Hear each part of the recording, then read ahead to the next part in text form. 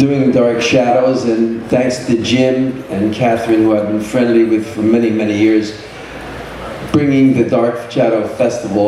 Last one I think was 3 years ago in New York when I attended. My wife and I have been lucky enough to live many, many years in New York, but we recently moved down to Florida, where it's a little warmer. Fan out there. When I started Dark Shadows in June of 1966, it was a time when I was just starting really to be cameraman for ABC before my Wide World sports days. And it was about 6 months into the show when I heard rumors that we were going to be canceled. And I liked this show. I liked the people that were working on it. I liked Lara, and I liked Edmonds, and I liked everybody there. This is long before they knew who Jonathan Frid was. And then one day, I had a little tap on my shoulder after I was ready to go home, and Bob and Dan Curtis said to me, listen, we want you to audition somebody for a part on Dark Shadows, and I want you to stay and audition him.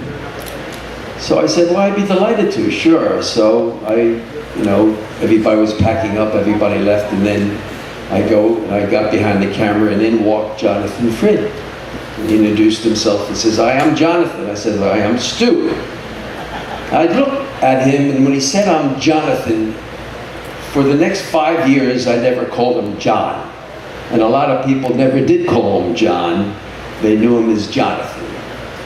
So he said, I'm happy to be here. I don't know what's really going on. I was asked to audition for this. I says, well, I don't know what they're doing either. So we started, and he was reading against the stage manager. And I was, I wanted to go home, but I said, I'll do this. He seemed like a nice guy, and I'm doing the camera there, and all of a sudden the lines are coming out. I want to bite you on the neck.